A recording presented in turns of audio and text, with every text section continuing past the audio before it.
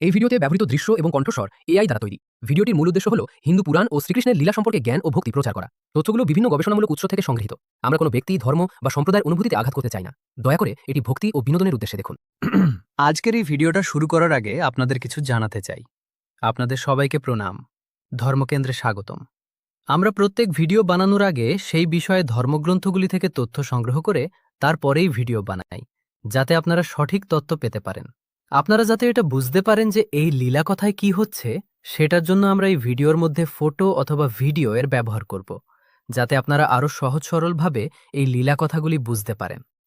যদি আপনি সত্যিকারের সনাতনী হন এবং নিজের ধর্মকে গভীরভাবে জানতে চান, তাহলে এখনই সাবস্ক্রাইব করুন।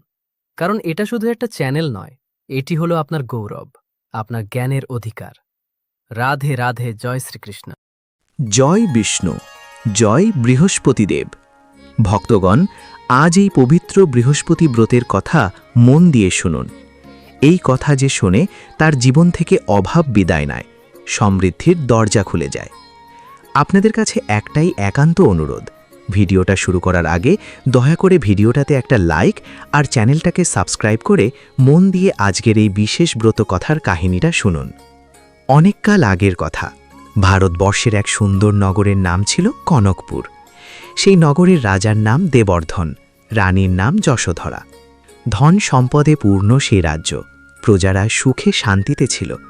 রানী যশোধরা ছিলেন সাক্ষাৎ লক্ষ্মীর মূর্তি, অত্যন্ত ধার্মিক, পতিব্রতা, ভগবান বিষ্ণুর পরম ভক্ত।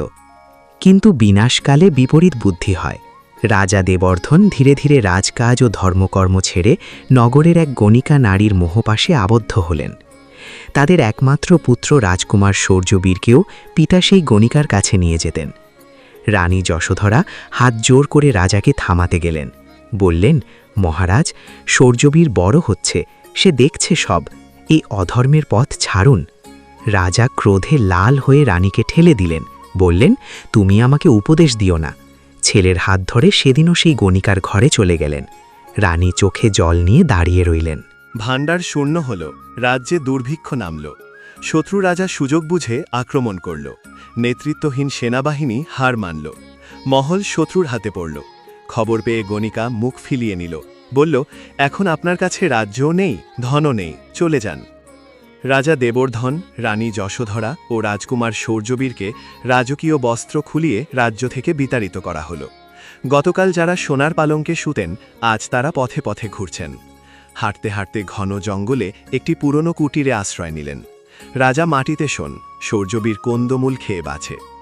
একদিন রাজা কাঁদতে কাঁদতে বললেন, যশোধরা, আমি পাপী, আমার জন্য তোমাদের এই দুর্দশা। রানী স্বামীর হাত ধরে বললেন, ভগবানের ওপর ভরসা রাখুন, তিনিই পথ দেখাবেন। ঠিক সেই মুহূর্তে জঙ্গলের পথ দিয়ে এক তেজস্বী সাধু আসছিলেন। মুখে সূর্যের জ্যোতি, কপালে চন্দনের তিলক। তিনজনই চরণ স্পর্শ করলেন। সাধু জিজ্ঞাসা করলেন, তোমাদের মুখের তেজ বলছে উচ্চকুলের, কিন্তু অবস্থা এমন কেন? রানী যশোধরা কাঁদতে কাঁদতে সব বললেন। সাধু ধ্যানে সব জেনে বললেন, দেবী, তোমার স্বামী গুরু ও বিষ্ণুর প্রতি বিমুখ হয়েছিলে, তাই এই দুর্দশা। কিন্তু ভগবান অত্যন্ত দয়ালু, বৃহস্পতিবারে ব্রত পালন করলে হারানো সব ফিরে আসে।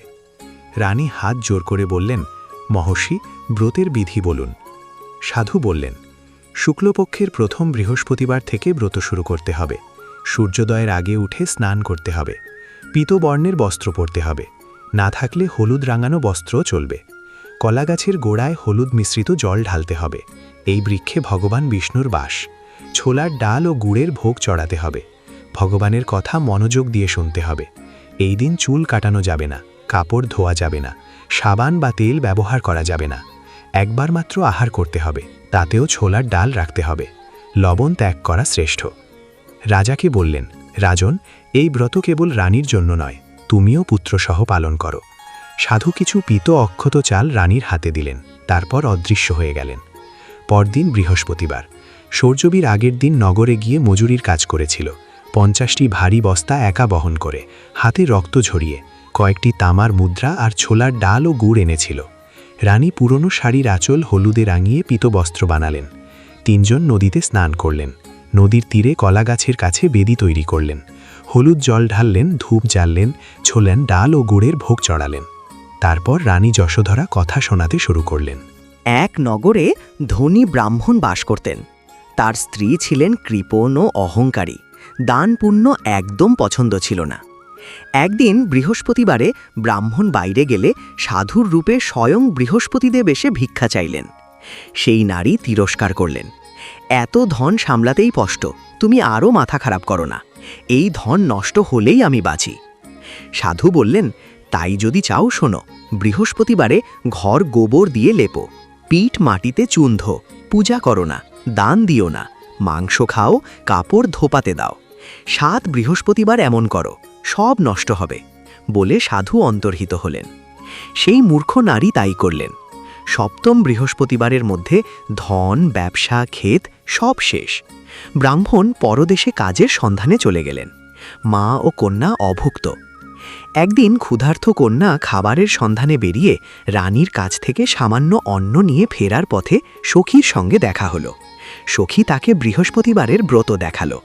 কন্যা মনোযোগ দিয়ে সব দেখল, কিভাবে কলা গাছে জল ঢালা হয়, কিভাবে ধূপদীপ জ্বালানো হয়, কিভাবে কথা শোনা হয়। প্রসাদ নিয়ে বাড়ি ফিরল, মাকে খাওয়ালো, মনে শান্তি এলো। পরের বৃহস্পতিবার মা ও কন্যা পাড়া থেকে এক মুঠো ছোলার ডাল চেয়ে এনে ঘরের কোণের ছোট কলাগাছ ধুয়ে পরিষ্কার করে পূর্ণ বিধি অনুসারে পূজা করলেন। কাঁদতে কাঁদতে ক্ষমা চাইলেন।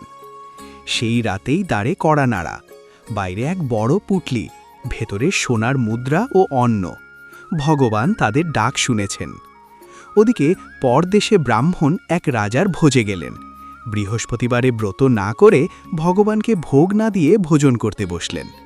তখনই রানীর 9 লখা হার খুঁটির ভেতরে অদৃশ্য হয়ে গেল। ব্রাহ্মণকে চোর সন্দেহে জেলে বন্দি করা হলো। জেলে রাতে দিব্য আলোয় স্বয়ং বৃহস্পতিদেব সাধুরূপে প্রকট হলেন। বললেন, বৃহস্পতিবারে ব্রত না করে ভোজন করেছিলে, তাই এই শাস্তি। কাল দ্বারে 4 পয়সা পাবে, ছোলার ডাল ও গুড় আনিয়ে পূজা করো। ব্রাহ্মণ তাই করলেন। সেই রাতেই রাজার স্বপ্নে বৃহস্পতিদেব এলেন। বললেন, ওই ব্রাহ্মণ নির্দোষ, হার খুঁটির ভেতরে আছে। রাজা সকালেই ছুটলেন, খুঁটি ভাঙতেই হার পড়ল। লজ্জিত রাজা ব্রাহ্মণকে মুক্ত করে প্রচুর ধন, ঘোড়া, রথ দিয়ে সম্মানে বিদায় করলেন। ব্রাহ্মণ নিজ নগরে ফিরে দেখলেন পুরনো ঘরের জায়গায় আলিশান মহল, স্ত্রী ও কন্যা সোনা গয়নায় সজ্জিত। স্ত্রী বললেন, এ সবই বৃহস্পতিদেবের ব্রতের চমৎকার। সেই দিন থেকে ব্রাহ্মণও প্রতি বৃহস্পতিদেব নিয়ম মেনে ব্রত পালন করলেন এবং শেষে বিষ্ণুলোক লাভ করলেন। রানী যশোধরা কথা শেষ করলেন। জঙ্গলে নীরবতা নামল। রাজা দেবর্ধন হাত জোর করে আকাশের দিকে তাকিয়ে বললেন, হে বৃহস্পতিদেব, হে নারায়ণ, আমি অজ্ঞানতায় অনেক পাপ করেছি। আজ সংকল্প করছি, যতদিন জীবিত থাকব আপনার ব্রত পালন করব। সেই ভাঙা কুটিদার পাশে ছোলার ডাল ও গুড়ের প্রসাদ সামনে রেখে 3 জন মাথা নোয়ালেন ভগবানের চরণে। ভক্তগণ, সনাতনী অমৃতার পক্ষ থেকে জানাই, বৃহস্পতিদেবের এই ব্রত আজও সমান ফলদায়ী। আপনিও যদি পূর্ণ শ্রদ্ধা ও বিশ্বাস নিয়ে এই ব্রত পালন করেন, ভগবান বিষ্ণু আপনার জীবন থেকে দারিদ্র্য দূর করবেন। জয় বৃহস্পতিদেব, জয় নারায়ণ।